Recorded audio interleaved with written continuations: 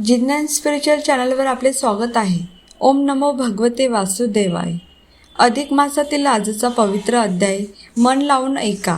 तुमच्या आयुष्यात नक्कीच सकारात्मक बदल होईल.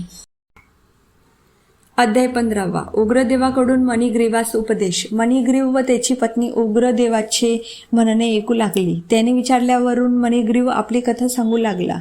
मणिग्रीव म्हणाला, चमत्कार नावाच्या जवळच्याच गावात मी राहत होतो.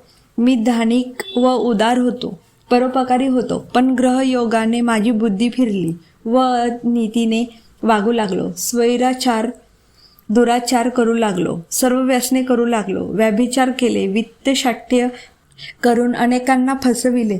कित्येक खून केले. लोकांनी मला वाळीत टाकले. राजाने मला दंड केला. माझी सर्व संपत्ती जप्त केली आणि नगराच्या बाहेर तडीपार केले.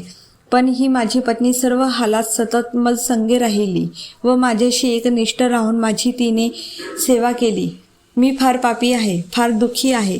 तुम्ही माझ्यावर दया करा. माझे दारिद्र्य दूर होईल व मला पुन्हा सद्बुद्धी मिळेल यासाठी काहीतरी उपाय सांगा.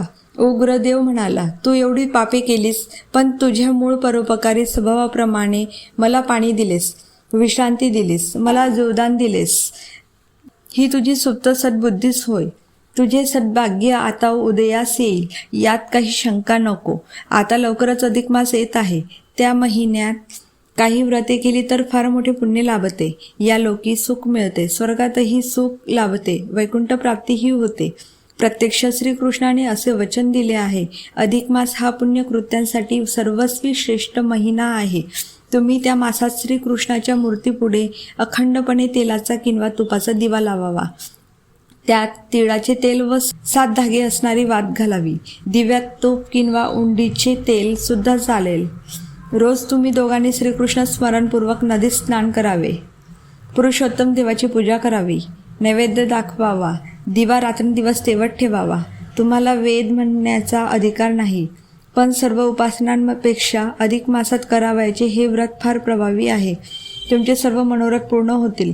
असे सांगून उग्रदेवाने व्रताची सर्व माहिती मणिग्रीवाला सांगितली व तो म्हणाला, तुमचे कल्याण हो व या व्रताने तुम्हाला सर्व सुखे मिळत. तुम्ही माझी सेवा केलीत, त्यामुळे प्रसन्न होऊन मी तुम्हाला सुखाचा मार्ग सांगितला. असे सांगून व त्या दोघांचा निरोप घेऊन उग्रदेव प्रयाग क्षेत्राकडे गेला. 2 महिन्यांनी अधिक मास आला. तेव्हा मणिग्रीवाने अत्यंत भक्तिभावाने स्नान, देवपूजा, सतत दीप तेवत ठेवणे हे सर्व यथाविधी केले. त्यामुळे त्याची बुद्धी पवित्र झाली. परोपकार करणे व औदार्याने दाने देणे या सर्व गोष्टी तो वनात राहूनही करू लागला. हिंसकता व अनिती प्रवृत्ती नाहीशी झाली. मन शुद्ध व शांत झाले. अगस्त्य मुनी म्हणाले, हे चित्रबाहो, तूच तो मणिग्रीव व चंद्रकला ही तुझी पत्नी होती. त्यावेळी तुम्ही अधिक मासाचे व्रत केल्यामुळे तुम्हाला राजवैभव प्राप्त झाले आहे. विशेषतः श्रीकृष्ण मूर्तीसमोर अखंड दीप प्रदीप्त करून ठेवण्याचे हे फल आहे. असे सांगून राजाचा निरोप घेऊन संतुष्ट मनाने अगस्त्य तेथून रवाना झाले.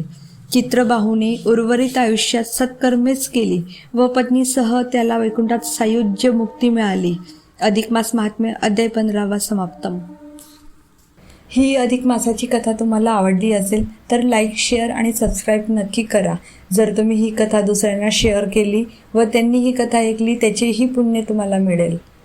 ओम नमो भगवते वासुदेवाय. ओम नमो भगवते वासुदेवाय.